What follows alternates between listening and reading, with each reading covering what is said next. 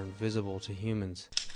I quickly learned that NASA uses special video cameras that are capable of seeing into these invisible spectra. The tether has broken and is going away from us. Get it on the TV, Claude. Please get it on the TV. After the 12-mile-long tether snaps, several days later on an orbital pass, the cameras find something that should not be there.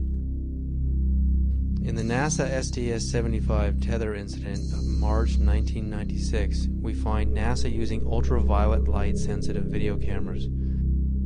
This is where some of the largest UFOs ever caught on videotape have been captured. Huge dish-shaped luminous UFOs swarm the tether. We know the tether is 77 to 100 miles away from the cameras on the shuttle. The UFOs pass behind the 12-mile-long tether, so we can therefore use the 12-mile length of the tether to measure their minimum diameters. Some measure between 1 and 3 miles wide, making them literally motherships. In Project Blue Book files, UFOs with these same features have been reported several times as shiny metallic discs with dark centers. Specifically, in the invisible infrared, Trevor James Constable, a retired World War II radar operator from New Zealand, has photographed many UFOs with the same features, translucent discs of light with dark centers.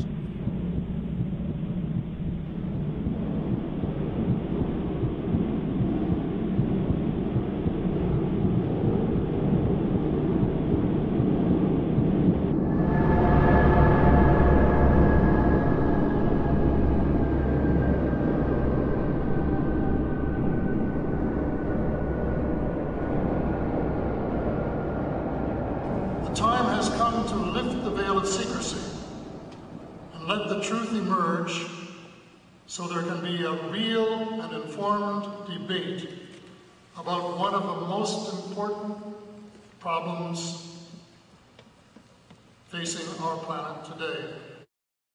So how do people respond to Dan Aykroyd when he talks to them on a personal level about UFOs? You know what? It's interesting. When I talk to people, well, first of all, people ask me about it.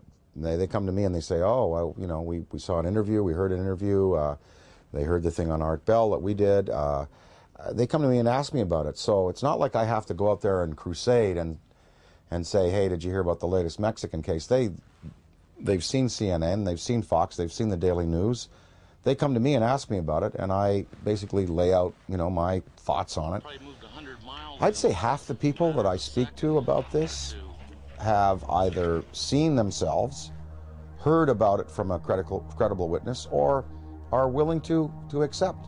The other half, totally not. Harold Ramis, my good friend and collaborator, does not believe, will not accept until, you know, hard proof is presented to him in the form of, you know, something tangible. And what I've been able to do is just open people's minds a little bit and let them think about it. And of course, the greatest proof are the kinds of tapes that now exist, the kind of videos that exist. Usually, when I show some tape of some different things that have been exposed to me, well, it's pretty convincing. And then at that point, people have to go away and accept that, you know, that these things are a part of our reality. Well, what I'd like to, you know, what we'd all like to affect is some positive change in the world and try to help the tipping point where good tips to overflow evil in the world. I mean, you know, we know there's good and bad out there, yin yang, black, white, you know, there are you know, there's tremendous divisiveness in the planet, and you know, perhaps this study and this understanding of things that are greater than we have accomplished technologically will lead us to a spiritual awakening, one that helps us respect other beings out there in the universe and other dimensions, and also in our own 4 dimensions and here in the physical world that we live in.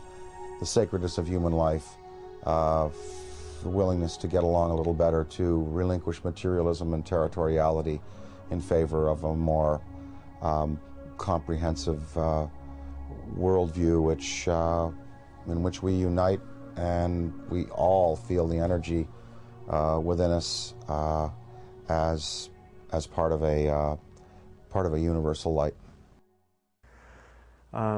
Gotta thank you, Dan, so much for this interview. I'm very grateful. I really believe you're one of the greatest minds in our world at this time. Thank you so much.